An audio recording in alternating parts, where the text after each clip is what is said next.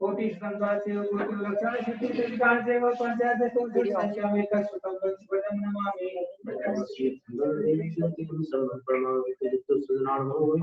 इच्छा में ते सुकृति पाव समय दशा जो मगों पर ने पाव पर ने प्रमाण को पूरा सूर्य से सत्य से धर्मकांत काल से वजनदान धन को मिला सुबह स्वामी जीवन संपत्ति को जम तथा प्राण की स्वाध्याय प्रतिष्ठापन क्रिया पूर्वाचार्य में सकल पुरुषार्थम भाव पूजा वंदना स्तव समेत आचार्य व्यक्ति का सर्व करो नमो सिद्धामो एवं जैनो ले संसार सदा जीवन को समुद्र में मंगल सत्ता कुमार चलो तो Anshul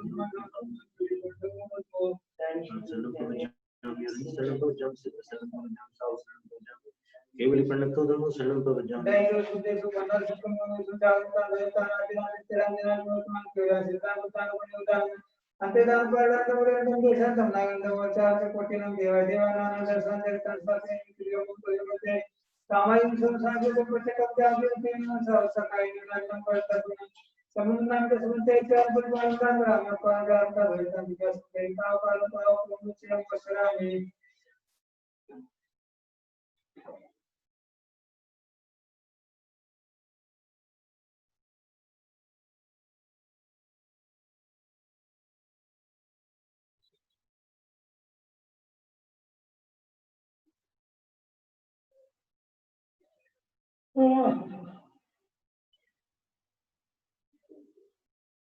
Kosami amnivare pitere turajne lurkorlo mole morkone सज्जन चित्तन करिए अर्थ देखे किससे 24 संचय केवल Kosami jvande sambhava vivrjana sohicha komo suभाषं संदप्पवंदे सुविंच बुद्धेंतम सेर से इंच वास पूज्यं च विमृणन्तं भयवन्तं सत्यं च वन्दनाम वंदं चिन्वरिंदवारं चवलिं त्रिभुवनं प्रणनां विष्णुयमुतो पाशुद्धां च एवं में विद्या वीरमला पैंजवर्ण 24 पे जनवरा दिथेरा में कुसी इत्यादि में जगत को समझने सिद्धार्थों को नाम कुछ सामाजिक में वो चंदे इन्हें मलेरा भाई चाहिए मैं प्यासंता साय में गंभीरा सिद्धा सिद्धि ममद संत कोटि सुखद पार के व्यास परमात्मा अपना पुण्य व्यास को चर्चा पढ़ती हुए नमो गुरु के गुण गुरु 36 गुण के पंचव्याचार करण कैसे सिसाणु का कुसले धमाए ये सदा गुरुवती संजीवने ने वेतन संसार सार गौरव जीवन के कर्म जन्म मृत्यु पालन की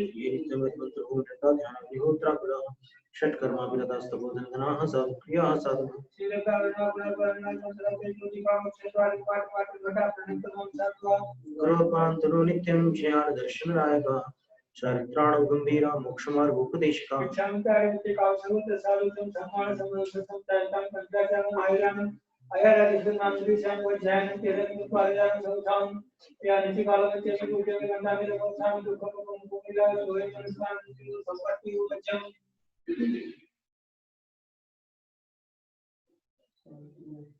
सुरवै तेरीड मणिकिर नवारि धारा हि सिक्त पय कमलम वरसैल विमल केवल पण पयास्यासे सतच्चथम सायारो नायारो भव्याणं जीर्ण देस्यो धम्मो नम्यूणतं जीर्णिन्दं सावय धम्मं परो वेमु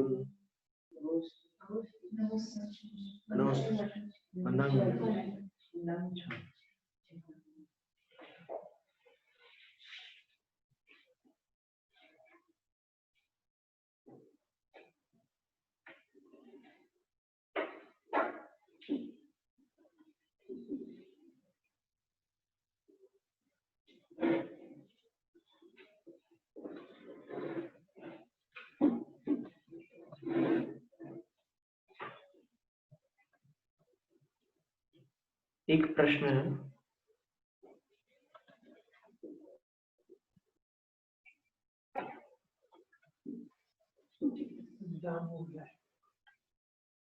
कि जो अपन ने अष्ट पावड़ में दर्शन पावड़ और सूत्र पावड़ के अंतर्गत 3 लिंगों को देखा था, तो वहां पर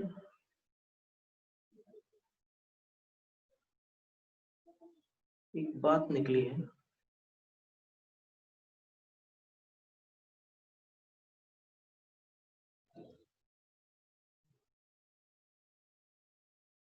प्रथम लिंग का थोड़ा विस्तार से वर्णन किया आचार्य महाराज ने।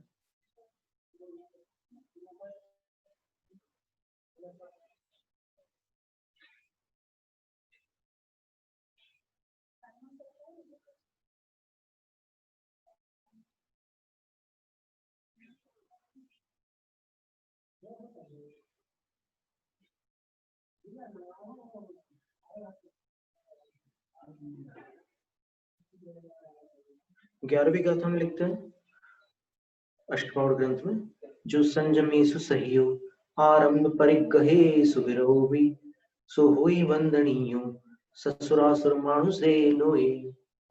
जो संयमों में तत्पर रहते हैं, अर्थात जो संयम सहित रहते हैं, आरंभ परिग्रहों के प्रति विरत अर्थात विराम को प्राप्त रहते हैं, आरंभ के प्रति भी विराम ले चुके हैं और परिग्रहों में भी जिनका विराम चिन्ह लग चुका है, वे सुर और असुर सहित मनुष्य लोक में वंदनीय होते हैं। जो 22 परीक्षाओं को सहन करते हैं, शक्ति सही संयुक्त और सैकड़ों शक्तियों से संयुक्त रहते हैं, रिद्धियों से युक्त रहते हैं, वे कर्मक्षय करने वाले, कर्मक्षय के योग्य निर्जरा करने वाले साधु वंदनीय होते हैं। वंदनीय शब्द साधुओं के लिए आचार्य कुंद स्वामी ने दिया हुआ है, और इसके आधार पर कतिपय चिंतन करने वालों का कहना है कि जब साधु ही वंदनीय बताए हैं आचार्य कुंद स्वामी ने, तो फिर साधु ही पूजनीय होंगे, अन्य कैसे पूजनीय हो सकते हैं। और इसके पश्चात जो गाथा आई है उसमें लिखा है अवशेषा जे लिंगी दंसन नाणेन सम संयुक्ता चेलेड़य परिगह्या ते भणिया इच्छणि जाय।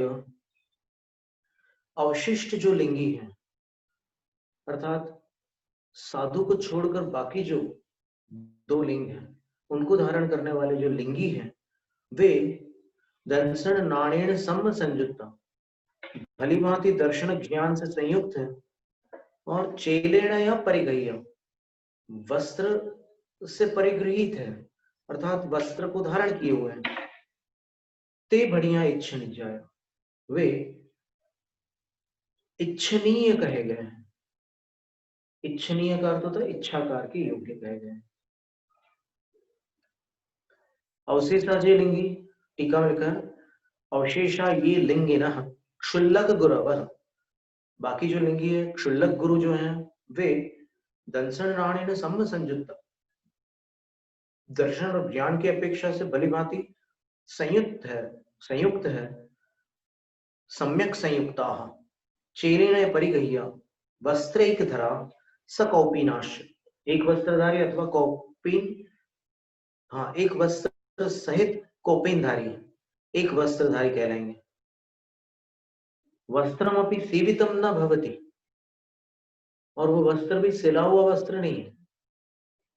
अब सिले हुए वस्त्र के बारे में 2 मान्यता है, एक तो जो किनारियों से भी न सिला हो, और दूसरा एक वस्त्र से दूसरा वस्त्र सील करके जोड़ा ना गया हो, तो सिलाई का नामो निशान ना हो जिस वस्त्र में, वो वस्त्र क्षुल्लक धारण करते हैं।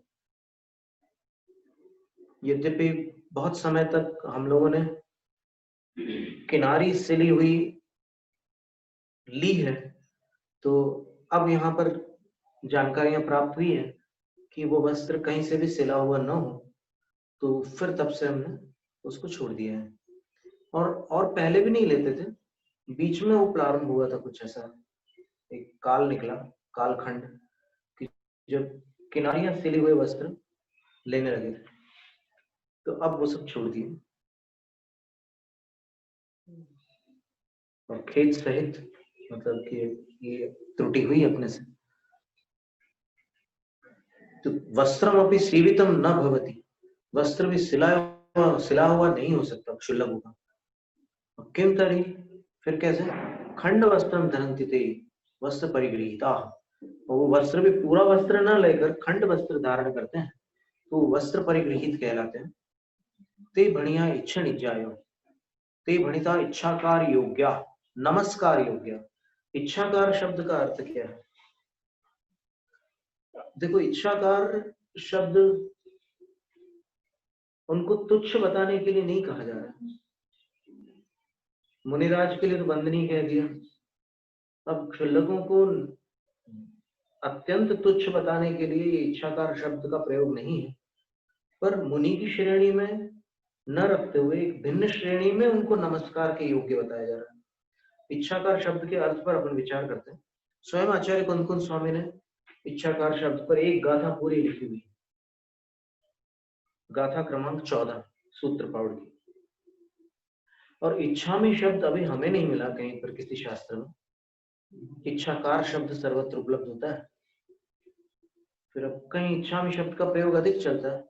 इच्छाकार शब्द यही शास्त्रों में नीतिसार हो, यशस्तिलक चंपू हो, त्रैवाणिक आचार हो, या फिर आचार्य कुंदकुंद स्वामी का वांग्मय हो, उनके द्वारा रचित जितना भी शास्त्र साहित्य जो भी है, उसमें कहीं पर भी क्षुल्लकों के लिए इच्छामी शब्द नहीं है, इच्छाकार शब्द। इच्छाकार शब्द का प्रयोग मूलाचार में 2 स्थानों पर आता है।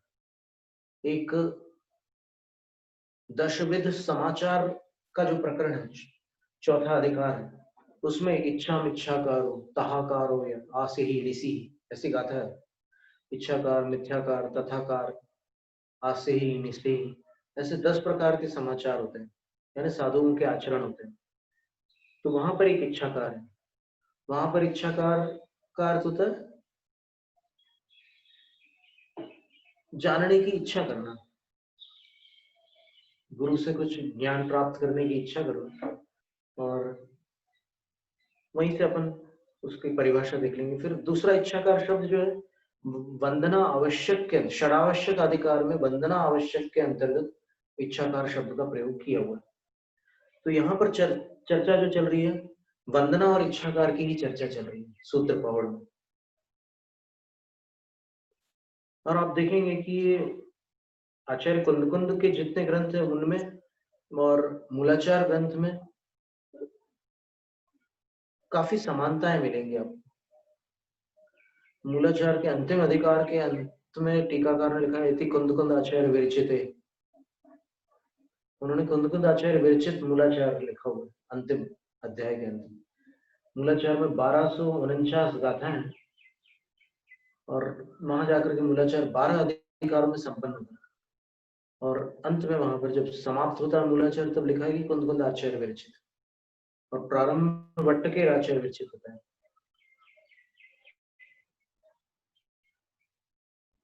तो वट्टकेर का अर्थ आचार्य वट्टकेर, आचार्य वट्टकेर, ज्ञानमती माता जी आदि का ऐसा चिंतन है कि वट्टकेर का अर्थ होता है वृत्तिकार। सबसे पहले छठखंड आगम की वृत्ति जो है टीका, वो कुंदकुंद आचार्य महाराज ने लिखी थी, और उस टीका का नाम था परिकर्म। पूरा गणित से भरा हुआ विषय था। फिर ये वार्तिककार या वृत्तिकार, तो वट्टकेर ऐसा नाम उनका सोचना है। फिर अभी अपन देखें तो फिर वट्टकेर का अर्थ और विद्वानों की दृष्टि में वर्तकेलाचार्य।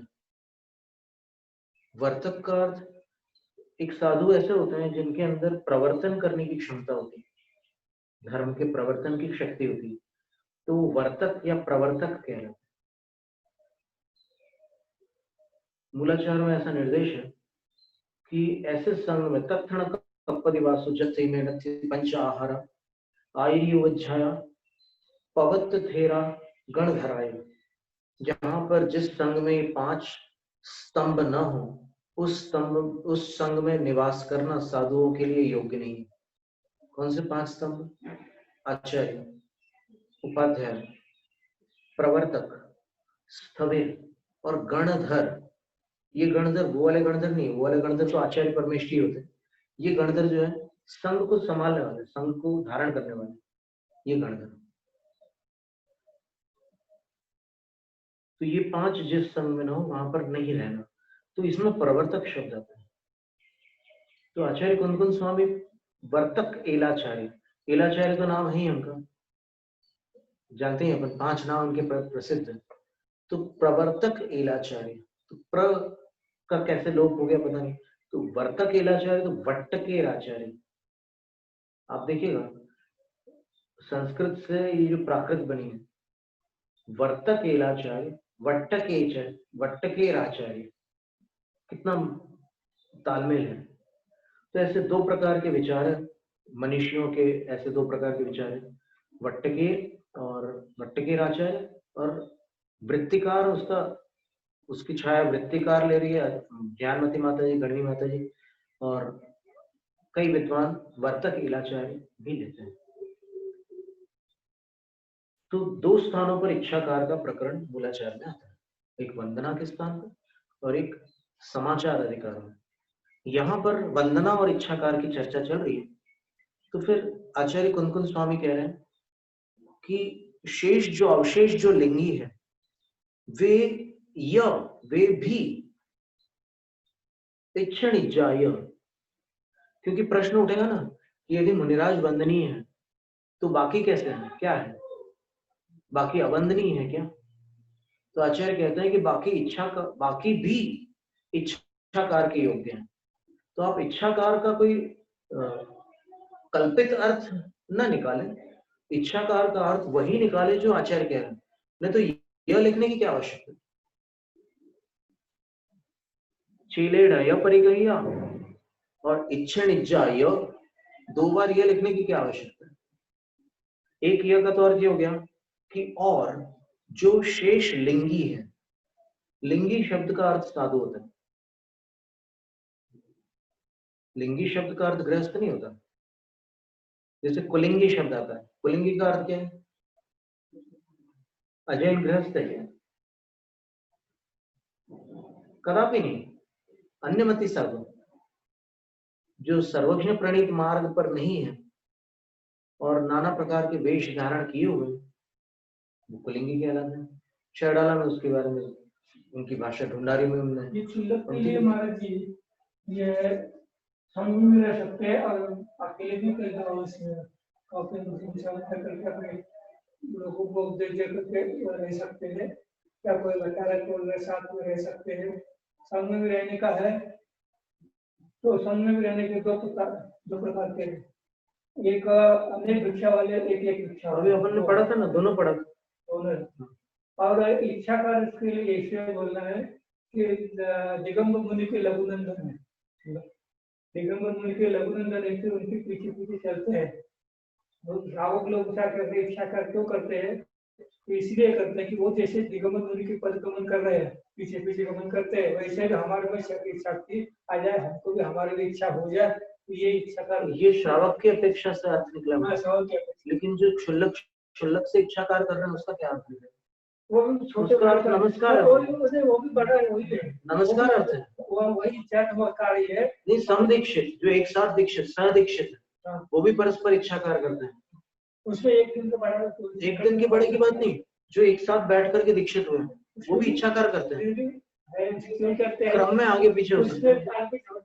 एक क्रिया यहाँ करा, लेकिन उसमें वो आहार का क्रम हो सकता है, लेकिन वंदना के क्रम में उसको छोटा बड़ा नहीं माना जाता।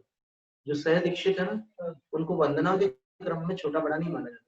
मूलाचार में गाथा है ना 384, उसमें लिखा एक रात्रि छोटे हो तो वो दीक्षा में लघु माने जाते हैं, और अगर उसी दिन दीक्षित है तो वही तिथि मानी जाएगी और दीक्षा में छोटे बड़े नहीं माने। इसमें क्या है कि क्रिया सबसे पहले हाथ वो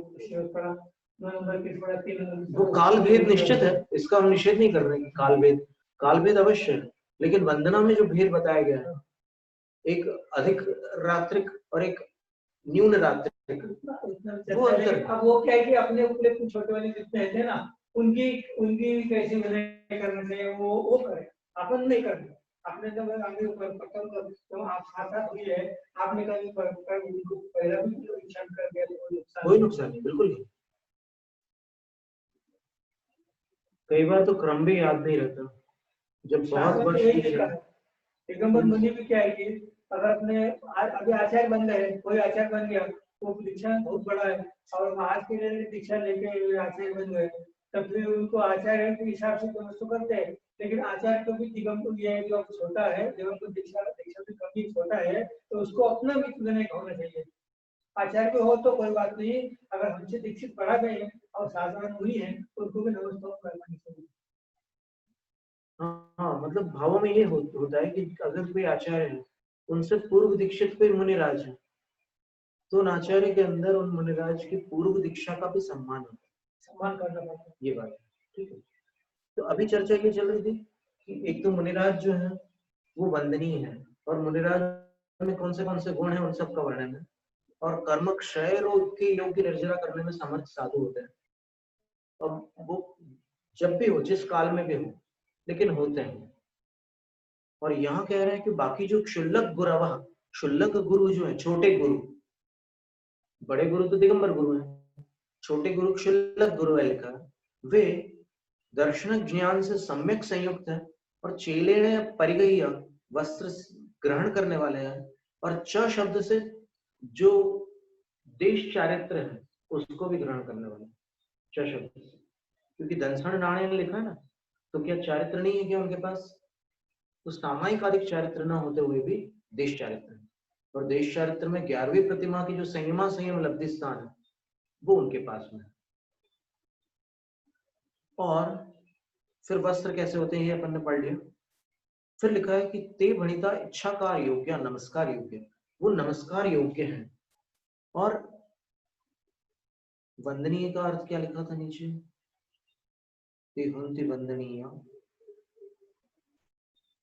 वंदनीय नमोस्तु शब्द योग्य, वंदनीय का मतलब नमोस्तु शब्द के योग्य है, ऐसा श्रुतसागर सूर्य जी ने अपनी टीका में लिखा है। और यहां पर भी नमस्कार योग्य लिखा है, तो इच्छाकार शब्द का अर्थ क्या नमस्कार हो सकता है? ये लिखा है चित्रावली कितनी आरिकाओं को पढ़ाना पंदन करने वाला उन्होंने नमोस्तु नमोस्तु कर दिया लगाते समय, और जब भी माता जी को मिलते नमोस्तु अंदर में मिलते नहीं थे, कंप्लेन का तुम ही सब उनको पूरा दिगंबर मुनि बराबर क्रिया बताई है, तो उसको अंदर क्यों करते हो? नहीं, उसके लिए ऐसा विधान आया है ना, अपन वो श्लोक भी देख लेते हैं। जितने भी सब इधर दक्षिण भारत में सब जगह हमने देखा है, कभी बंगाल में कोई करते हुए नहीं देखा है, जैसे नमोस्तु बोलते हैं। अच्छा, तो वो नमोस्तु 21 तक के बाद सब साथ मिल गए ना, हमारे सामने तो कुछ पहले के बारे में है, लेकिन हमारे साथ से मिल गए तो वहां सब वंदन शुरू हो गए, सभी संघों में तो वंदन आचार्य, लेकिन ये कविवर शासन में ही वंदन वंदन बोलते थे, कुछ सब वंदन बोलते थे, लेकिन देश भूषण में सब पहला नमोस्तु ही था। तो अपन गर्मी आदि का ज्ञानवती माता जी से इसके बारे में समाधान ले सकते हैं, क्योंकि सबसे पुरानी वो बता देंगे क्या था पहले वंदन नहीं था, वो अपन देख लेंगे, क्योंकि जितने भी श्लोक हैं हम संग्रहित करके आपके समक्ष रख देंगे, फिर अपन देख लेंगे। तो अब इच्छाकार शब्द का अर्थ क्या है, इस पर आचार्य कुंकुन स्वामी ने गाथा लिखी। इच्छायार महत्थम सुप्तठियो जो छंडे कम्मम ठाणे सम्मतम पर लोय सुहंकरो हुई।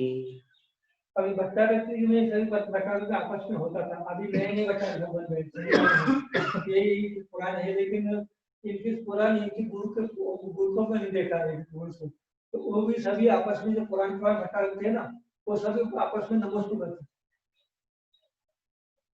आपसे बदल गया, आप क्या कहते हैं मालूम नहीं क्या हुआ, अभी दोनों मिलते हुए देखा ही नहीं। भट्टार परंपरा में भी नमोस्तु चल रहा है। पहले भट्टार जो थे निर्ग्रंथ भट्टार, उसी बस वो एक पीठ रहता था उनका जहाँ शास्त्रों की सुरक्षा करते थे, और कुछ धर्म रक्षा के लिए समाज को भी निर्देश आदि देते थे, और मंत्र आदि की सिद्धि करके भी रक्षा का कार्य करते थे। ऐसे बहुत सारे उनके इतिहास में बहुत सारी बातें भट्टार हो गई। पर क्या उन्होंने जब वस्त्र धारण किया उसके बाद भी वो रूढ़ी से चली आई नमस्कार आदि की, तो वो फिर आप जो बता रहे हैं कि 40-50 साल पहले की बात है, 18 वर्ष पर नमस्ते करते थे, फिर बाद में परिवर्तन कर। हाँ, तो अभी ये देखिए अपन यहाँ पर इच्छायार महत्तम सुत्तठियो जो छंडे कम ठाणे ठिय संबद्धम परलोय सुहन करो हुई, ये गाथा आपने पढ़ी थी। इच्छाकार के महान अर्थ को जानने वाले जो क्षुल्लक होते हैं वो सुत्तठियो आगम में स्थिर होते हैं और छंडे हुकम दुनियादारी के जो क्रियाकलाप है उसको नियम से उसके त्यागी होते हैं और ठाणे ठिय संबद्धम अपने स्थान पर स्थिर सम्यक्त से युक्त रहते हैं, तो वो परलोय सोहन करो ही परलोक में अल्प काल में सुख, उत्तम सुख को, परम सुख को प्राप्त करते हैं। परलोक का अर्थ यह है कि कुछ भावों में निर्वाण सुख को प्राप्त करते हैं। प्राप्त करने की जो प्रक्रिया है वो ही रहेगी, निर्गंध पद से ही निर्वाण पद की प्राप्ति होती है। तो इच्छा शब्देन नमः उच्यते, यहाँ पर कह रहे हैं टीकाकार आचार्य कि इच्छा शब्द के द्वारा नमन कहा जाता है। इच्छा का अर्थ यहाँ पर नमन, और कार शब्दस्तु अधस्थः क्रियते, कार शब्द उसके नीचे जोड़ा जाता है, इच्छा कार उसके बाद जोड़ा जाता है, तेन नमस्कार इति भवति, इसलिए नमस्कार बन जाता है। इच्छाकार का अर्थ नमस्कार। क्षुल्लकानां वंदनम, क्षुल्लकों की वंदना के लिए ये शब्द।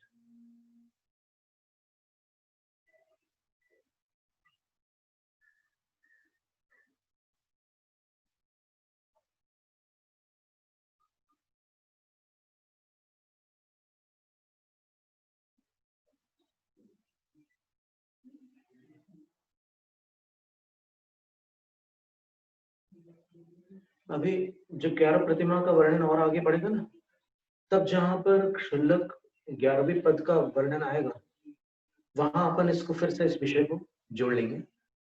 अभी तो दान की विधि चल रही थी, तो दान की विधि में अपन ने कई बातें अपन ने पढ़ी है और अभी पात्रों के वर्णन में भी अपन ने देखा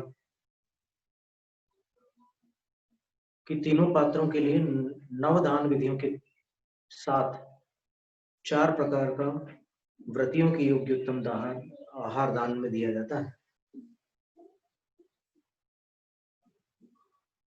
और अपन ये भी देख रहे थे कि शास्त्रों में कहां कहां पर क्षुल्लकों की पूजा का विवरण आता है, तो उस विवरण के आधार पर अपन चर्चा निकली थी कि यदि क्षुल्लकों के लिए इस तरह की पूजा का विवरण मिल रहा है तो आर्यिकाओं के विषय में ये कैसे कल्पना की जा सकती है कि वो अपूज्य है।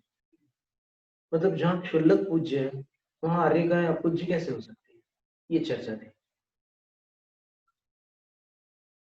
तो हरिवंश पुराण में भी इसी प्रकार का कथन है।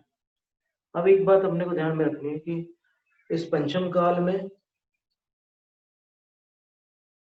मूल जैन संघ के भी ग्रंथ हैं और फिर कुछ जैनाभासी संघ के भी ग्रंथ हैं।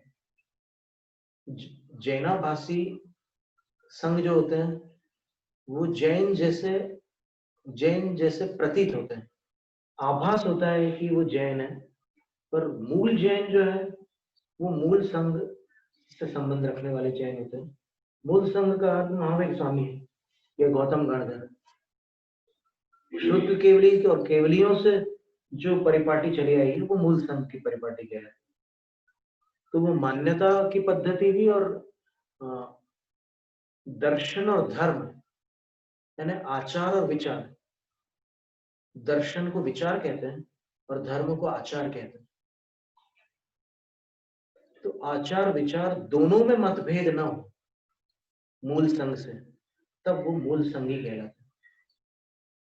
और अगर विचार भिन्न हो तो वो जैनाभासी हो जाता है। आचार भिन्न हो तो भी जैनाभासी होते हैं। जैसे आचार पद्धति में आप देखिए 3 जैनाभासियों में क्या है, एक जैनाभासी में ऐसी मान्यता है कि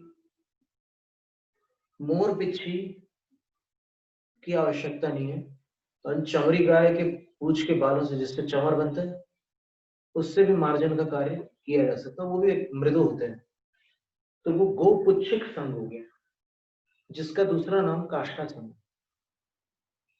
ये विक्रम संवत 753 में बना, कुमार सेन आचार्य के निर्देशन में ये संघ बना था। तो इसमें मयूर पिच्छ का प्रावधान नहीं है, ये गोपुच्छिक संघ कहलाता है। फिर एक संघ ऐसा भी बना कि जो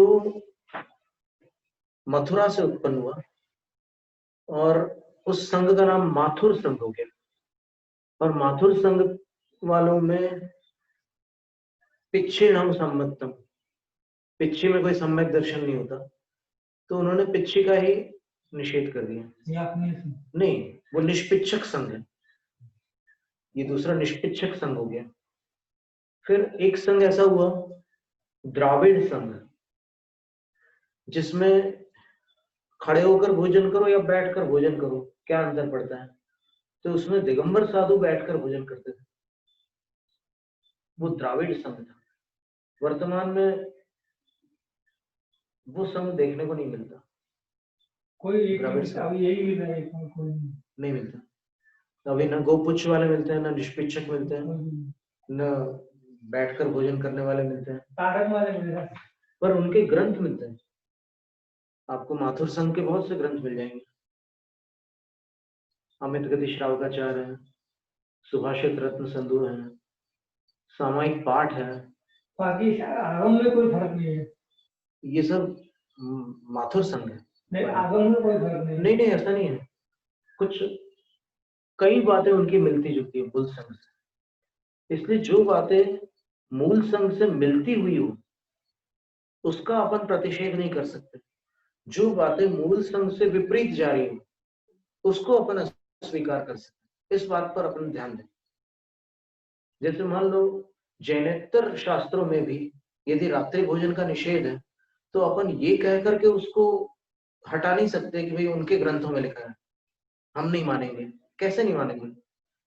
जब मूल संघ में भी वही मान्यता है, तो फिर आपको उन मान्यताओं को नहीं नकारना है जो मूल संघ में उपलब्ध हो रही है। ठीक है। फिर 2 और संघ ऐसे हैं जिनको शास्त्रों में जैनाभास कहा गया है। एक सवस्त्र मुक्ति, स्त्री मुक्ति, केवली भुक्ति इत्यादि मान्यताओं वाला एक श्वेत वासस संघ है, श्वेतांबर कहलाते हैं। और उनके मत में ये सारी धारणाएं हैं कि केवली भगवान भी छुप कर भोजन करते हैं, प्रच्छन्न भुक्ति रस्ती, ऐसा लिखा है न्याय ग्रंथों में। यानी किसी को मालूम नहीं पड़ता और वो भोजन कर लेते हैं केवली भगवान। तो कौलाहार करते हैं ऐसा भी। और महावीर स्वामी बीमार पड़ गए थे तो फिर उनका उपचार करना पड़ा था। ये सारी बातें आती है उनके यहाँ। और भी ऐसी बहुत सारी बातें। गर्भ प्रत्यारोपण भी आता है उनके यहाँ कि देवनंदा ब्राह्मणी के यहाँ पर पहले आए वहां से, और उसके बाद फिर इंद्र को चिंता हुई कि याचक ब्राह्मण लोग तो याचना कर लेते हैं, तो ऐसे स्थान पर तीर्थंकर का जन्म तो उचित नहीं है। तो उन्होंने गर्भ प्रत्यारोपण करके रानी त्रिशला क्षत्राणी जो थी उनके गर्भ में प्रत्यारोपण कर दिया। तो प्रश्न पूछो कि कितनी माता थी महावीर स्वामी की, तो अगर 2 बोलो तो फिर वो इनाम मिलता है कि सही उत्तर था। तो ऐसा मत है, तो उसको भी उसमें लिया गया है। फिर एक यापनीय मत है, जैनाभासी संघ है। यापनी संघ में क्या विशेषता है कि वहां पर क्रियाएं वगैरह सब जो है दिगंबर आमना जैसी रहेगी, लेकिन श्वेतांबर मत की कई मान्यताएं उनको स्वीकार है। तो दिगंबर और श्वेतांबर दोनों मान्यताओं का मिश्रण जिसमें है वो यापनी संघ। तो ऐसे 5 जैनाभासी संघ।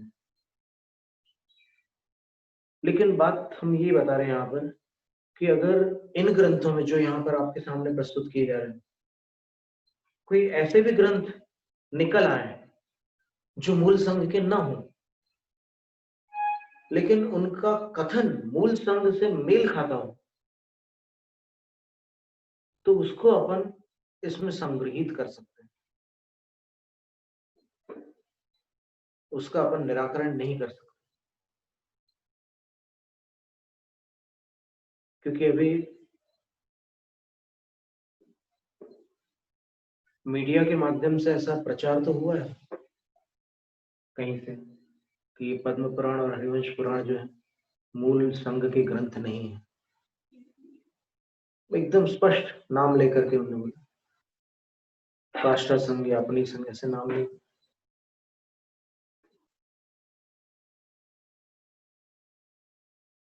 और अगर अपन उन संघों की मान्यताओं को अपने सामने रख करके फिर इन ग्रंथों का अध्ययन करें, तब वास्तविकता सामने आएगी कि उन संघों की कितनी मान्यताएं यहाँ पुष्ट हो रही। इसका निर्णय तब संभव है, केवल कहने से कार्य नहीं होता। जैसे गणित में जो ज्योमेट्री सब्जेक्ट होता है, उसमें कोई थ्योरम दी जाती है, फिर उसको प्रूव करना होता है, तो प्रूव करने के बाद में वो एस्टैब्लिश होता है, यानी सिद्धि के बाद वो विषय स्थापित होता है। तो बिना सिद्ध किए वो कथन अभी तक अस्थापित है। पद्म पुराण हरिवंश पुराण जैनाभासी है, ये कथन अभी स्थापित कथन नहीं माना जा सकता। जब तक वो प्रमाणित ना कर दे तब तक। हरिवंश पुराण में लिखा, यदुवंशी राजाओं नारायण श्री कृष्ण की सम्यक दृष्टि महारानी रुक्मिणी द्वारा शुल्लक महाराज नारद जी की पूजा हरिवंश पुराण में आचार्य जिनसेन स्वामी ने लिखी है। जब शुल्लक नारद मुनि आकाश मार्ग से द्वारिका नगरी पधारे, तब नारायण श्री कृष्ण आदि बड़े बड़े राजाओं ने उनकी विधिवत पूजा की।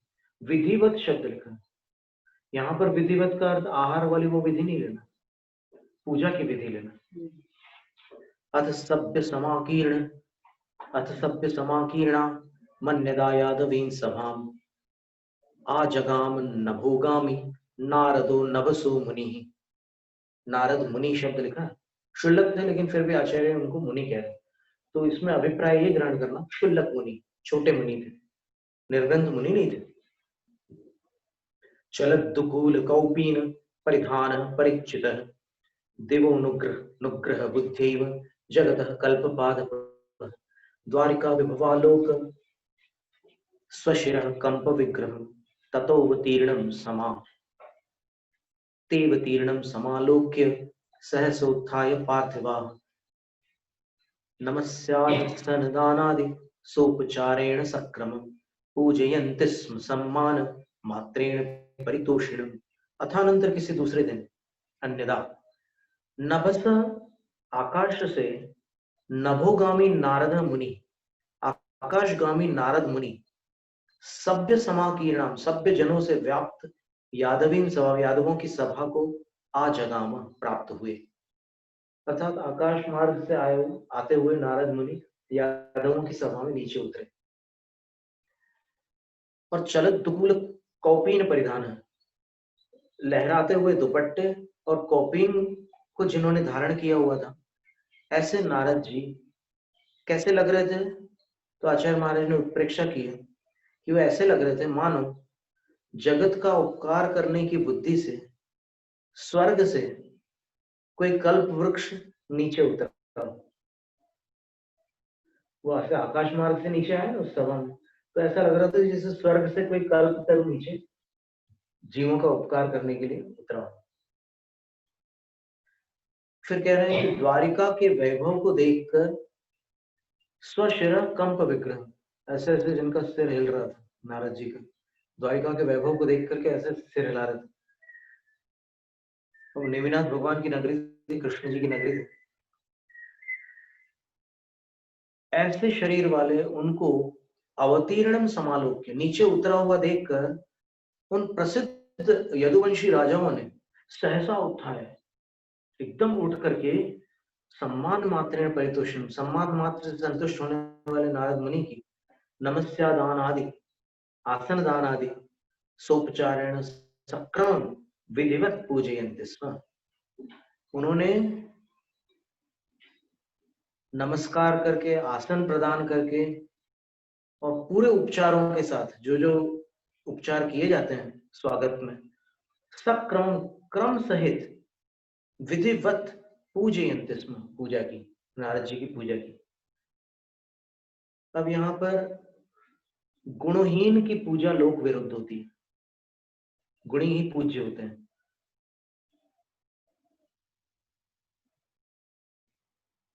गुणा वै पूज्यन्ते, ऐसा एक काव्य आता है नीति में। ग्रस्त होकर भी जो लोक व्यवहार में अपने से बड़े होते हैं उनको पूजा जाता है। जैसे भरत चक्रवर्ती अपने पिता श्री वृषभदेव महाराज की पूजा करते थे, यह लोकानुवृत्ति विनय है। यदि किसी के पास धन अधिक होता है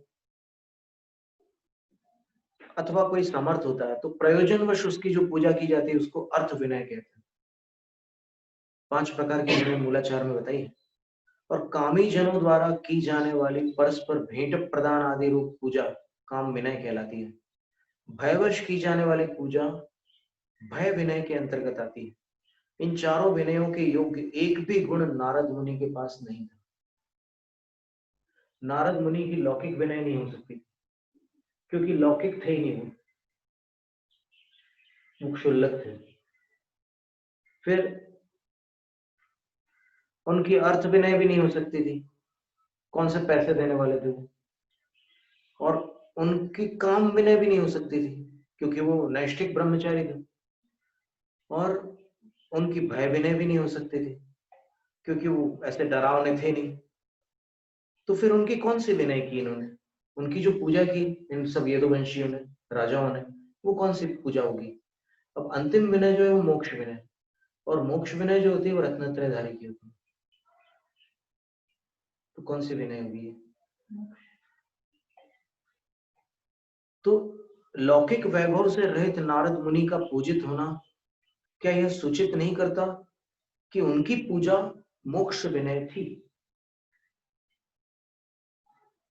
भले ही उनके पद से मोक्ष प्राप्त नहीं होता, क्षुल्लक पद से, लेकिन वो मोक्ष मार्गी है, रत्नत्रय के साथ तप को धारण करने वाले हैं। इसलिए मोक्ष के योग्य जो गुण है वो एकदेश होते हुए भी पूज्य होते हैं।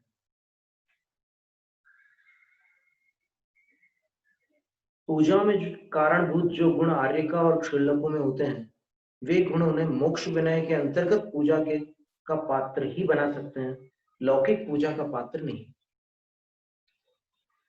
फिर सर्ग 45 में लिखा है, क्षुल्लक नारद मुनि द्वारा सीमंदर भगवान के समोसरण में जाकर प्रद्युम्न, क्या हो गया, प्रद्युम्न को कोई शत्रु उठा करके ले गया।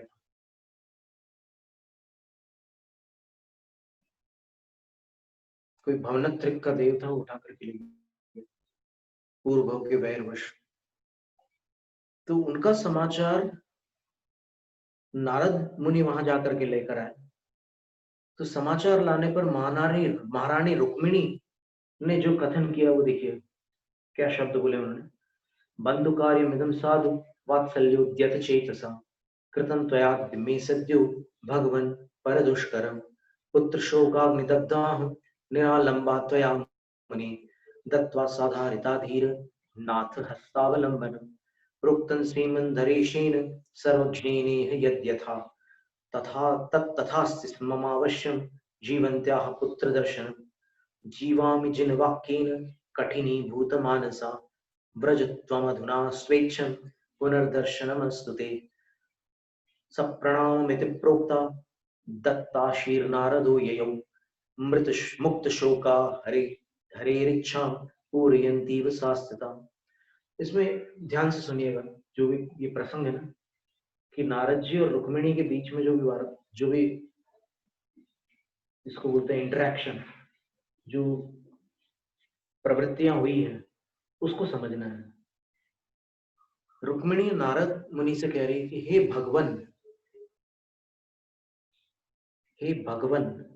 क्षुल्लक महाराज से कह रही है, आज वात्सल्य में उद्यत चित्त वाले आपने मेरे लिए यह दूसरों के लिए दुष्कर कार्य, कठिन कार्य, बंधुजनों का कार्य शीघ्र ही कर डाला है, तथा मेरे पुत्र का समाचार कोई नहीं ला सकता था, वो आप लेकर के आ गए। पुत्र शोक रूपी अग्नि से जली हुई मुझ असहाय को हे मुनि, हे धीर, हे नाथ, आपने हाथ का आलंबन देकर आधार युक्त कर डाला। इस जगत में सबको जानने वाले सीमंदर स्वामी ने जो जैसा कहा है वह वैसा है। मेरे लिए जीते जी पुत्र का दर्शन होना निश्चित है। भगवान ने कह दिया था 16 वर्ष में होंगे दर्शन, पर यहाँ पर उनको अवधि नहीं बताई है नारद। अवधि बताने से थोड़ा सा अंतर पड़ जाता है। एक तो 16 वर्ष की अगर अवधि बता दे कोई माँ को जिनका नया नया पुत्र बिछड़ा तो कितनी बेचैनी होती है, तो वो नहीं बता सकते थे। बस संकेत बता दिए थे उनने कि उनके पुत्र के आने पर यहाँ पर कैसा परिवर्तन, क्या कौन से चिन्ह दिखाई देंगे, वो बता दिए थे।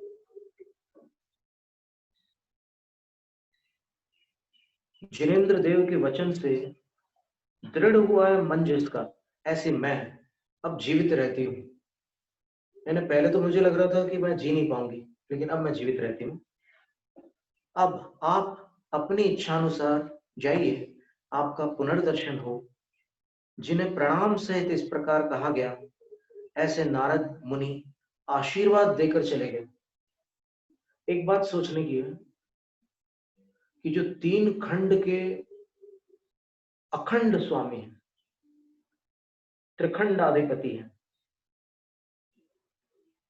ऐसे नारायण की जो पत्नी है, उनको आशीर्वाद देने वाली जो पदवी है, वो कोई साधारण पदवी हो सकती है? उनको कौन आशीर्वाद दे सकता है?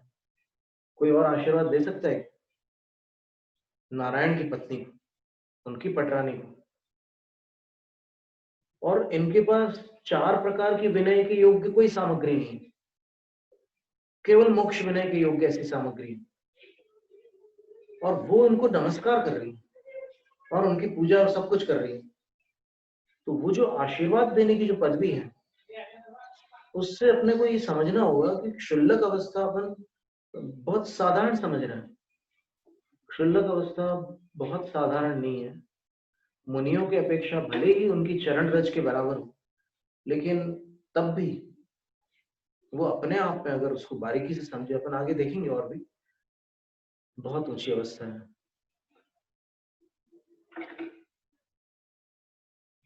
इस प्रसंग में सम्यक दृष्टि रुक्मिणी महारानी, इस सम्यक दृष्टि के विषय में भी एक श्लोक है हरिवंश पुराण ने। क्षुल्लक महाराज को भगवन संबोधित किए। भगवन, कभी आपस में लोक व्यवहार में किसी को भगवन नहीं कह सकते।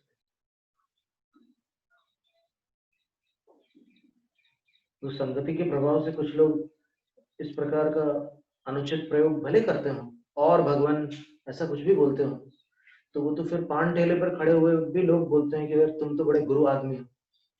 तो वो जो प्रयोग है वो बिल्कुल इससे भिन्न है वो। तो यहाँ पर भगवान शब्द जो है कोई साधारण शब्द नहीं है। इस पर यह विचारने योग्य है कि या क्या यह संबंध संबोधन मुनि शब्द भी मूल में आया है, क्या ये दोनों संबंधन किसी गृहस्थ अथवा असाधु के योग्य है? भगवान और मुनि ये असाधु के संबोधन है। दूसरी बात यह है कि नारायण के पटरानी को आशीर्वाद देने वाला पद किसी अपूज्य व्यक्तित्व का कैसे हो सकता है? फिर हरिवंश पुराण के 54वें सर्ग में एक श्लोक और है हरिवंश पुराण का। आस्थान स्थितमागत्य कदाचिन्नारदो हरे पूजितो यदुलोकस्य जगादीति प्रयोदितः। किसी समय यादव जगत के पूजित इष्ट भाषी नारद ने आकर सभा मंडप में विराजमान नारायण को इस प्रकार कहा। मतलब नारायण जी से उनसे उनकी वार्ता हुई, तो यादव जगत में पूजित शब्द का प्रयोग है।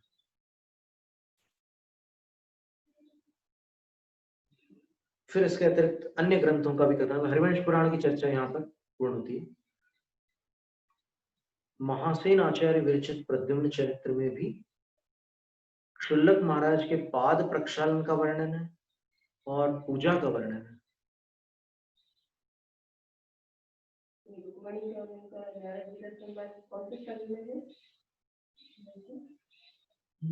सर्ग 43 में 43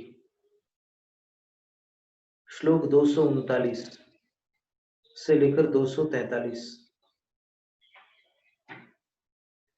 और हरिवंश पुराण के सर्ग 54 में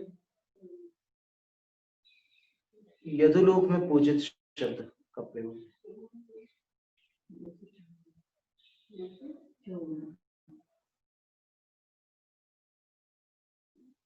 नहीं 54 सर्ग 254 सर्ग 54 में श्लोक नंबर 32 है।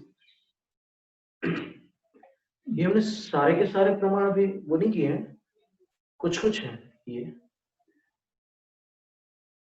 तो अभी अपन दो ग्रंथों की चर्चा की, दोनों ग्रंथों पद्म पुराण और हरिवंश पुराण। आप सब नोट कर लिए? हाँ जी, अलग से? हाँ जी, हाँ, ग्रंथों से अलग? हाँ, ग्रंथों से ऐसे उसको एक पीडीएफ बना कर रखता है, ऐसा सोच एक पीडीएफ बना कर जो अपने अपने को साधु है तो देख। तो अब इसमें और सुन लीजिए, प्रद्युम्न चरित्र एक ग्रंथ है जो महासेन आचार्य द्वारा विरचित, एक सोम कीर्ति भट्टारक द्वारा विरचित भी प्रद्युम्न चरित्र, और एक ये महासेन आचार्य प्रणीत प्रद्युम्न चरित्र है। इसके सर्ग क्रमांक 2 में ये कथन आया, शुल्लक महाराज के पाद प्रक्षालन एवं पूजा का वर्णन। अलीश चक्रेश गृहेषु पूजितो निमित्त रोषी विषयेषु निःस्पृहः जिनेन्द्र मार्गे विरतो गुणप्रियः नयो विषादे प्रणयी न क्वचित् प्रणयी च न क्वचित्। नारद जी बलभद्र नारायणों के घरों में पूजित थे, निमित्त पाकर कुपित हो जाते थे, थोड़ा सा उनको कारण मिल जाए तो उनको गुस्सा आ जाता था जल्दी से, और विषयों के प्रति इच्छा रहित थे, जिनेन्द्र देव के मार्ग में लीन थे। मार्ग में लीन थे, मार्ग किसको कहते हैं? सम्यक दर्शन ज्ञान चारित्राणि मोक्ष मार्ग। और गुण प्रेमी थे, और जो किसी पर न दुखी होते थे न ही स्नेह रखते थे। नारद जी का वर्णन। इसके उपरांत आचार्य महासेन कह रहे हैं, उवाच वाचम मधुराम तपोधनम विधाय पूजां वसुदेव नंदनः किमत्र कार्यं कृतमद्य यद्गृहं निरीह पूतं पद पद्म पांशुभिः। क्या सुंदर वाक्य। वसुदेव के नंदन वासुदेव नारायण श्री कृष्ण ने उनकी पूजा करके, नारद जी की पूजा करके तपोधन नारद जी को मधुर वचनों में कहा, आज मेरे द्वारा यहाँ कौन सा पुण्य कार्य संपन्न हो गया कि जिससे आपके चरण कमलों की धूल मेरे घर को पवित्र करने आप पहुंचे। यानी उनके घर में जैसे उन्होंने पैर रखे तो उनका घर पवित्र हुआ, ऐसा भाव है कृष्ण जी का। तो कृष्ण जी ये बोल रहे हैं कि हे नारद मुनि, मैंने ऐसा कौन सा अच्छा काम कर डाला आज कि आज आपके चरणों से मेरा घर पवित्र हो गया, और बिना कामना किए। फिर इसी ग्रंथ के 5वें सर्ग में नारद मुनि रुक्मिणी को पुत्र का समाचार ला करके देते हैं। पहले तो आश्वासन देते हैं कि मैं पुत्र का समाचार,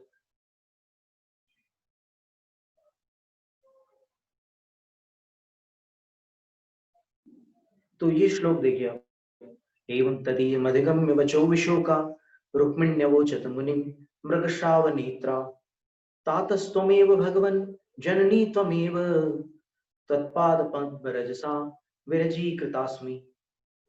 इस प्रकार उनकी बात को समझकर यानी नारद मुनि जी ने जो प्रद्युम्न के विषय में जो बात कही उसको अच्छी तरह से समझकर मृगशाव नेत्रा, हिरण के बच्चे जैसे नेत्रों वाली रुक्मिणी रुक्मिणी महारानी ने विशोक का शोक रहित होकर मुनिम अवोचर, मुनि से कहा, भी भगवान आप ही तातः पिता हैं, त्वमेव जननी, और आप ही माता हैं। आपके चरण कमलों की धूल पाकर मैं शोक रूपी धूल से मुक्त होगी। कितने सुंदर शब्द हैं।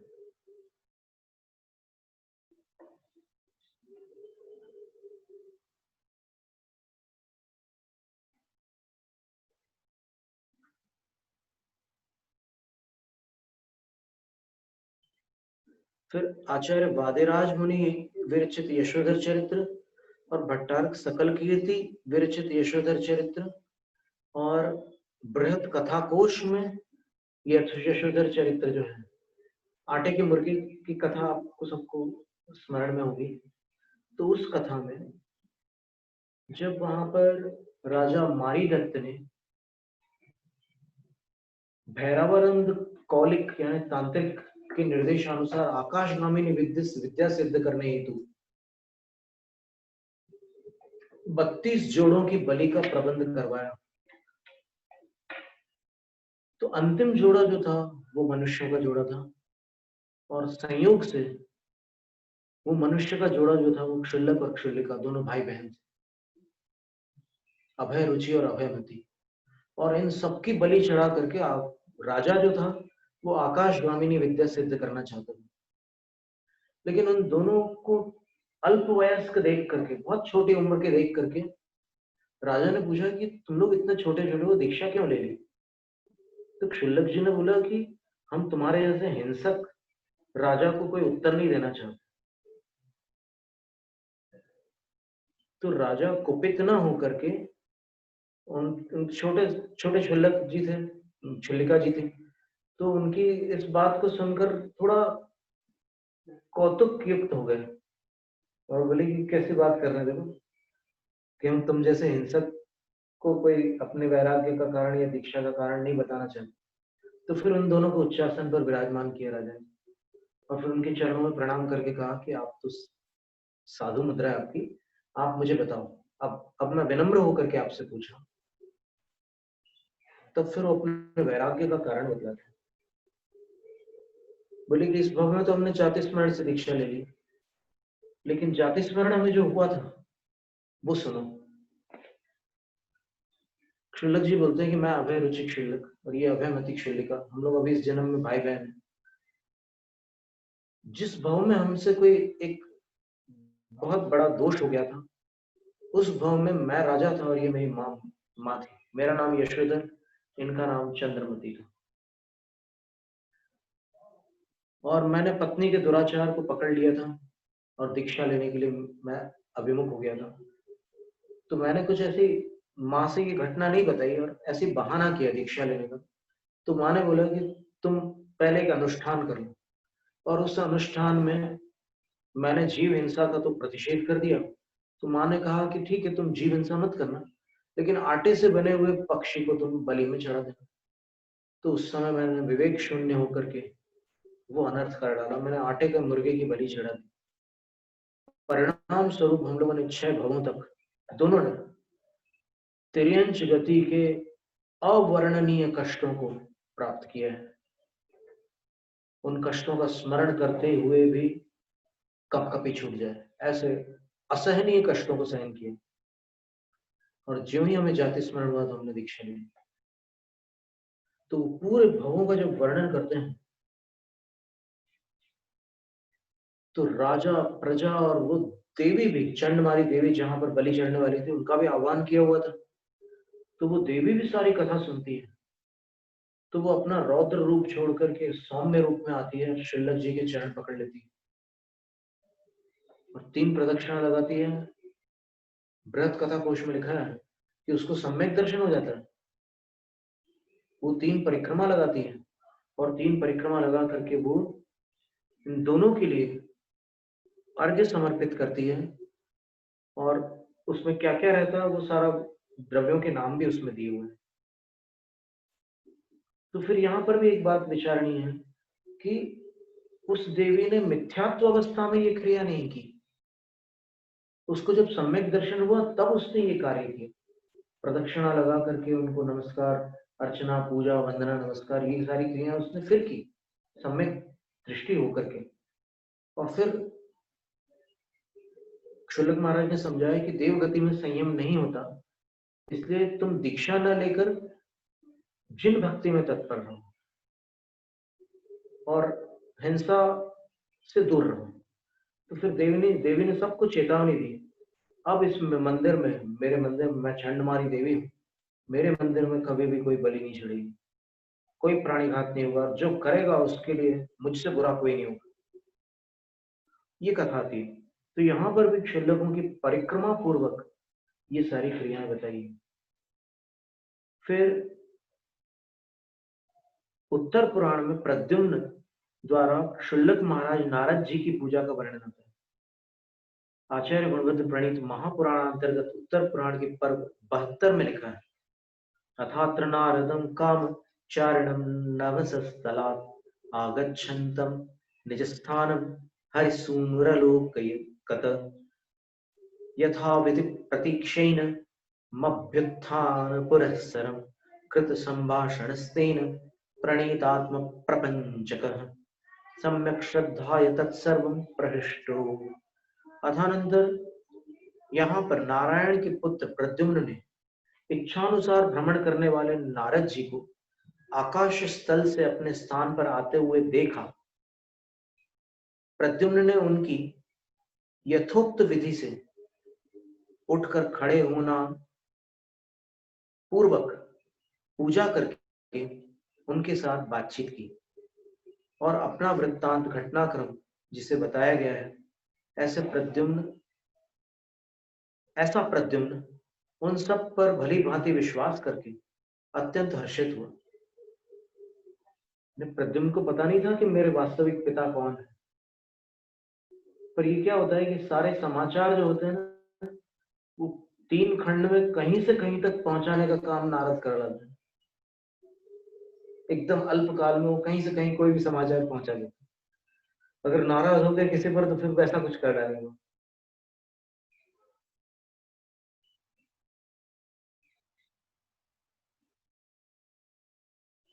यानी इस काव्य में कहने का तात्पर्य था, एक बार एक विद्वान है जो सवस्त पूजा के निषेधक है, उनके साथ एक गुजरात के LLB, वो भी विद्वान ही समझ लीजिए, उनकी चर्चा चल रही थी।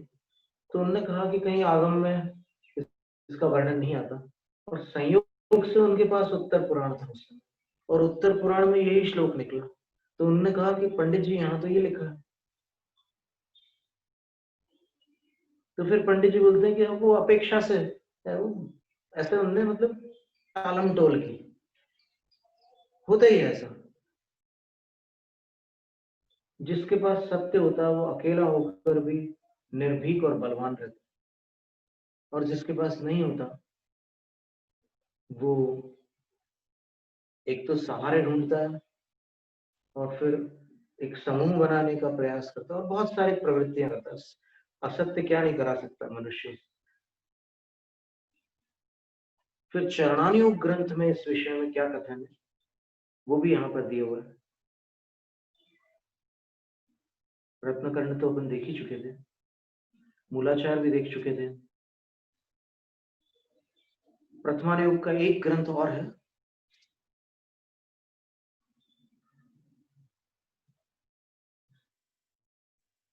बृहत कथा कोश का कथन हमने कर दिया अभी। प्रथमायुग का एक ग्रंथ और है, चंद्रप्रभ चरित।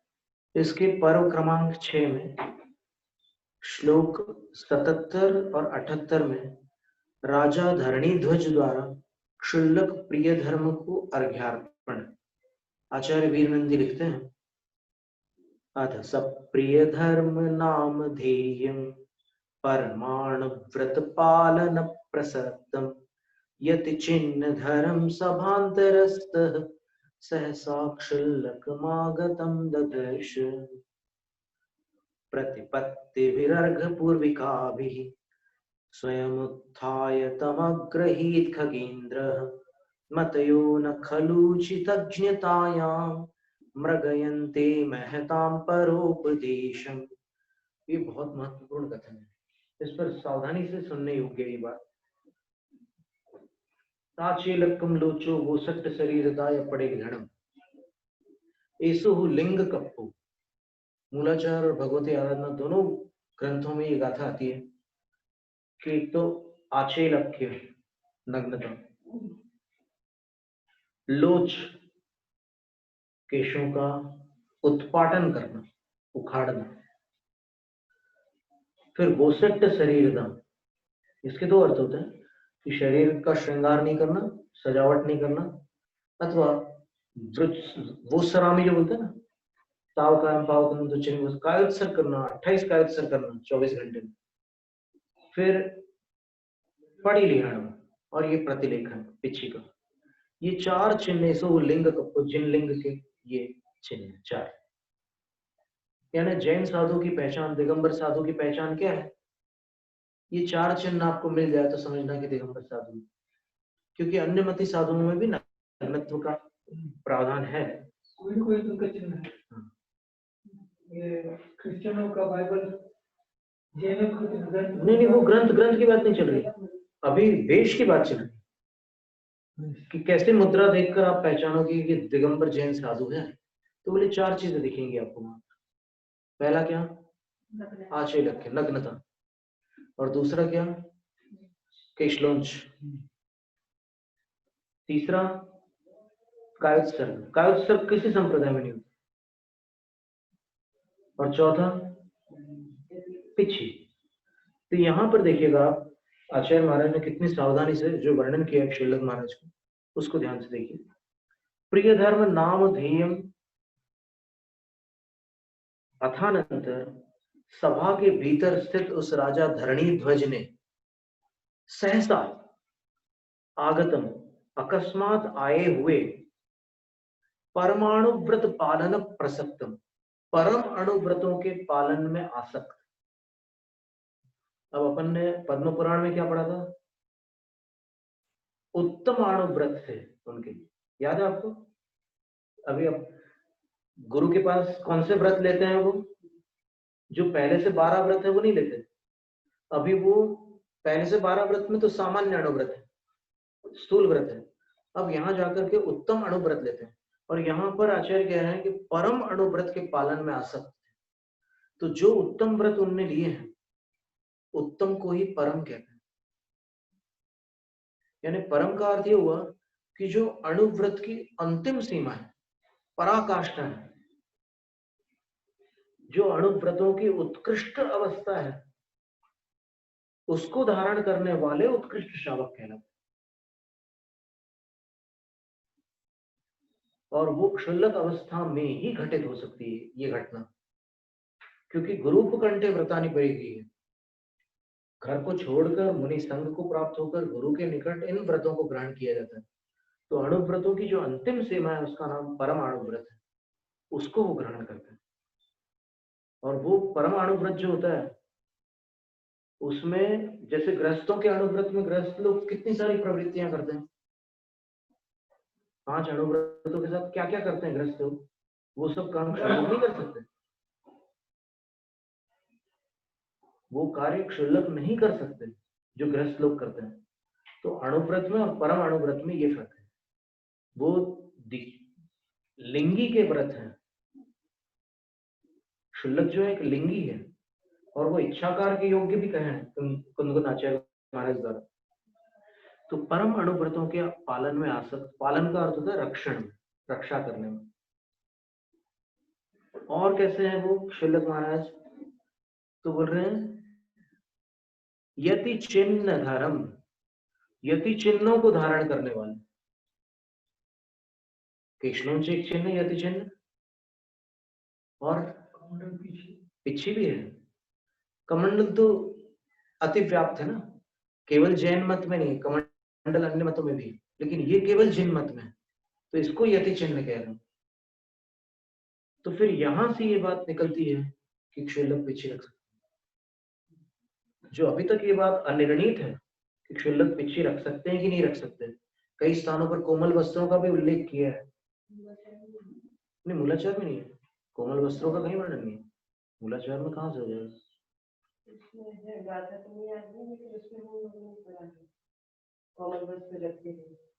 कौन रखते हैं? कौन से अधिकार में बनाते हैं? हाँ जी, जरूर बताइए। हो सकता है हमारी स्मृति में ना हो, पर यहाँ तो ये लिखा है कि यति चिन्ह धर्म, यति के चिन्ह को धारण करने वाले। तो यति के चिन्ह जो है वो तो यही है ना, नग्नत्व तो नहीं है।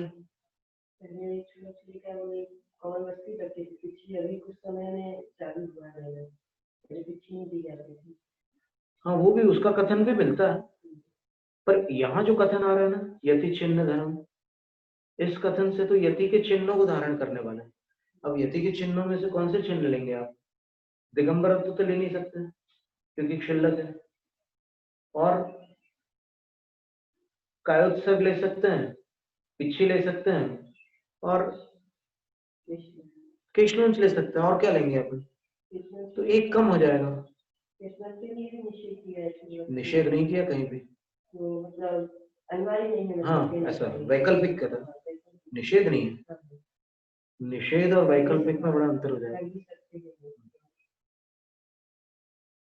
तो जैसे मान लो न करने वाले क्षुल्लक रहे हो वो, तो फिर अब दो चिन्ह बचे हैं यतियों के, कायोत्सर्ग और पिच्छी। तो अब कौन से चिन्ह को आप वहां पर देखोगे? और वो वहां पर आए हैं राज्यसभा में, और राज्यसभा में वो कोई ऐसे चिन्ह हो जो दिखाई दे, वो वहां आकर कायोत्सर्ग थोड़ी कर रहे हो। तो ये यही चिन्ह हो सकता है ना जो दिख सकता है। और केशलोंच अगर मान लो 4 महीने हो गए तो कैसे पता चले? पर केशलोंच में पता चलता है, क्योंकि बाल जो है ना अपने, केशलोंच के बाद उगने वाले बाल अलग दिखते हैं।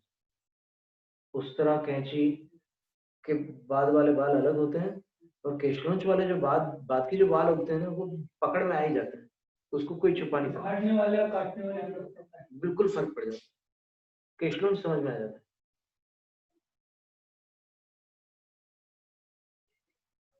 टूटी हुई तो पता चलता है, काटे हुए पास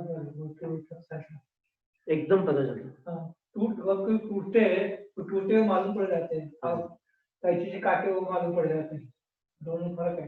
वो सम रहता है ना, ये विषम रहता है।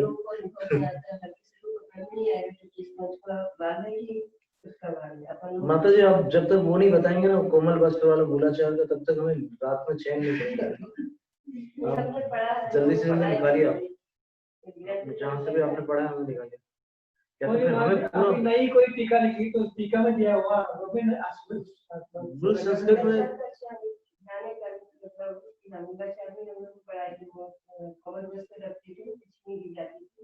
या तो कभी कभी कुछ बातें ऐसी हो जाती है कि मूलाचार पढ़ते पढ़ते सब अपने अपने विचार जो निकलते हैं ना चर्चाओं में, वो याद रह जाती, कुछ बातें ऐसा भी होता है कभी कभी।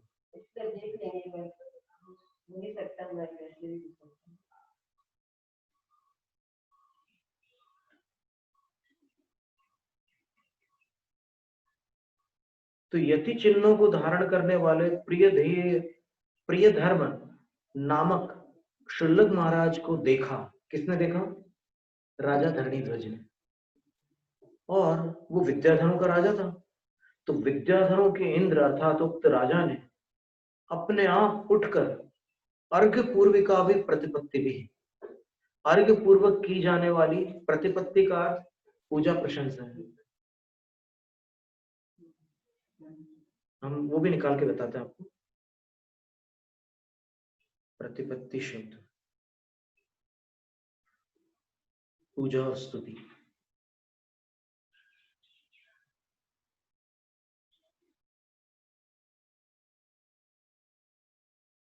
रत्नकरंड शौकाचार में वात्सल्य अंग देखिएगा, एकदम शुरू में मिल जाएगा।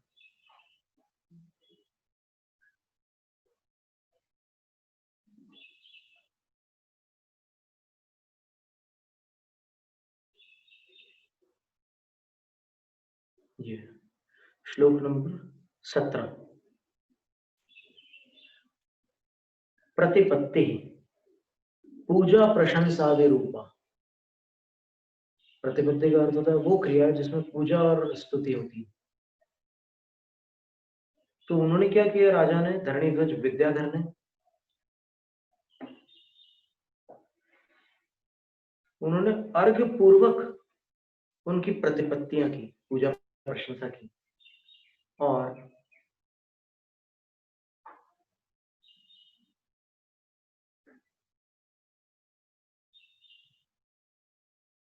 आदर गौरव पूजा प्रशंसा, एक बार और भी प्रतिपत्ति शब्द है, वहां पर भी आदर गौरव शब्द लिखा है, तो अपन पहले पढ़ चुके हैं। नव पुण्य ही प्रतिपत्ति, 113 नंबर श्लोक, ये 17 नंबर था। उन्हें ये सब करके इन विनयों के साथ अग्रहित ग्रहण किया था। अब इसके बाद देखिए कितना सुंदर वाक्य, एक सूक्ति के जैसा वाक्य है, जैसे क्षत्र चूड़ामणि में आता है ना, एक एक श्लोक में पहले तो ऊपर वाली लाइन में कथा चलती है और नीचे एक सुविचार आ जाता है। तो यहाँ लिखा है, महताम मतया, महान पुरुषों की मतियां, बुद्धियां, उचितज्ञतायां खलु परोपदेशम मृगयन्ते न, उचित बातों को जानने में निश्चित रूप से दूसरों के उपदेश की गवेषणा नहीं करती। महापुरुषों की बुद्धियां उचित बात को समझने के लिए दूसरों के उपदेश की गवेषणा अर्थात खोज नहीं करते। तो इन्होंने जो कुछ किया था वो उचित था, और ये महापुरुष थे, ये भी बात आ गई। तो क्षुल्लक महाराज जी, ये जो भी वर्णन है उसका पूरा सार आप स्वयं समझ सकते हैं, अभी हम ज्यादा क्या बोले। क्षुल्लक महाराज को अर्घ्य चढ़ाने जैसी उचित प्रवृत्तियों की जानकारी हेतु महापुरुषों की मतियों को किसी के उपदेश की आवश्यकता नहीं पड़ती, वे अपने आप अपना कर्तव्य समझ लेते। तो इस तरह अपन ने अनेक ग्रंथों से ये विषय देखा है। तो जब क्षुल्लकों के विषय में ये स्थिति है, तो फिर जो क्षुल्लकों से ऊपर है उनके विषय में क्या संदेह किया जा सकता है। बताया कि वो काली वाली जो कथा थी ना, उसमें पूजा कार्ड वो लोग सम्मान लेते हैं, और लोग उसको सम्मान, हाँ, तो उसका आगम देना, जो भी पूजा का अर्थ सम्मान ले रहे हैं तो उसके लिए वो आगम बताए कि पूजा का अर्थ सम्मान होता है, आगम बताए। क्योंकि अपन जो भी चर्चा कर रहे हैं उसमें एक अक्षर भी शास्त्र के बाहर से नहीं ले रहे, तो आप भी जो प्रश्न करो वो भी शास्त्रोक्त करो, तो फिर अपना निर्णय जो है वो आगम के तटों के बीच में होगा, और वो नदी मोक्ष सागर तक जाएगी। ज्ञान रूपी जो सरिता है वो मोक्ष सागर तक जाएगी, अगर आगम तटों से बंदी हो तो, नहीं तो इधर उधर फैल करके बाढ़ आ जाएगी और तबाही मचाएगी, भव्य जीवों को हानिकारक हो जाएगी। जैनम जैत शासन अतः प्राणिक स्वाध्याय निष्ठापन क्रियाएं पूर्वाचारण क्रमेण सकल कर्मक्षार्थ भाव पूजा वंदना सब समेतम शुद्ध भक्ति का सर्व करो। और नमो सिद्धार्थ नमो आर्य नमो जैन नमो देवी संसाम सत्तारि मंगलम दंत मंगलम सिद्धमंगलम सामग्रम कीर्तन तो धम्मवलम सत्तारि लोक तुम्हारे लोक तुम्हारे सिद्ध लोक तुम्हारे साउथ तुम्हारे कीर्तन तो धम्मवलम सत्तारि शरण को जामि हरण शरण को जामि सिद्ध शरण को जामि साउथ शरण को जामि कीर्तन तो धम्म शरण को जामि सत्तारि दो देशों पंद्रह से को चावंता वैतान आदिरान ते तेरान दिनान जगतमान केवल सिद्धांत उद्दान बलि उदान अंतिनान पालन नवरंदम देशं नमनागंधम ओरचाम चकोटिनम देवाय देवानां दर्शन देवतांस्रा प्रेमी क्रियमं करिवते कामायि संसारजगं पचकं जातं चेन्मन सर्वसकायं नानं करं तपिद सम्मनां समंतेचारं परिपाणतां रमे पांचारतां वृंदावनं संगीतावतार भावं श्रीमोसरामि।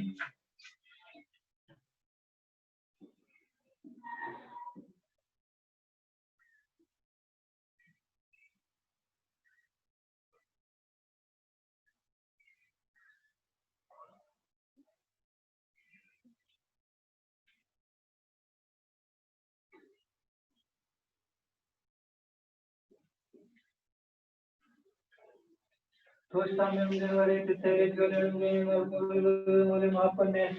suggerì la montazione incredibile anche che si giochi su che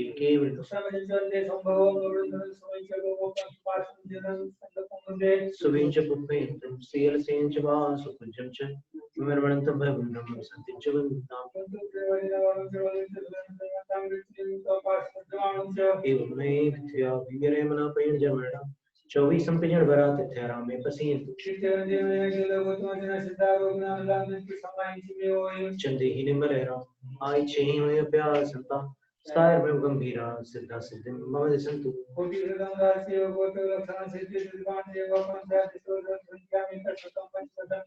Arhant Bhasi Atham, Karan Devi, and Tim Salam, Anamami Vatti Jutto, Sadran, who waves us. ये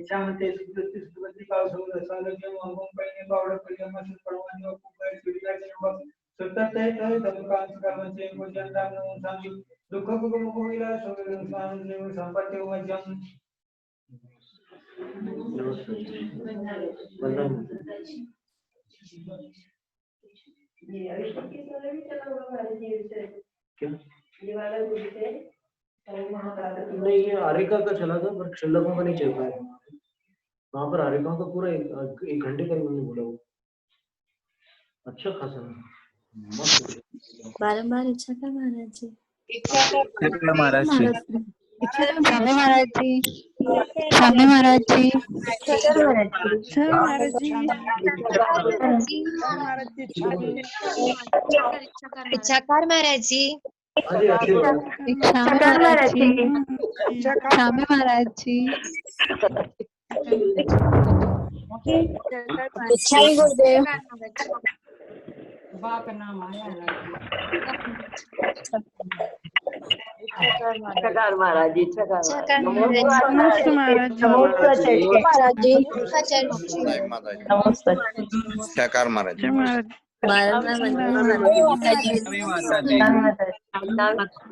इच्छाकार माता जी इच्छाकार माता जी इच्छाकार माता जी लिखा है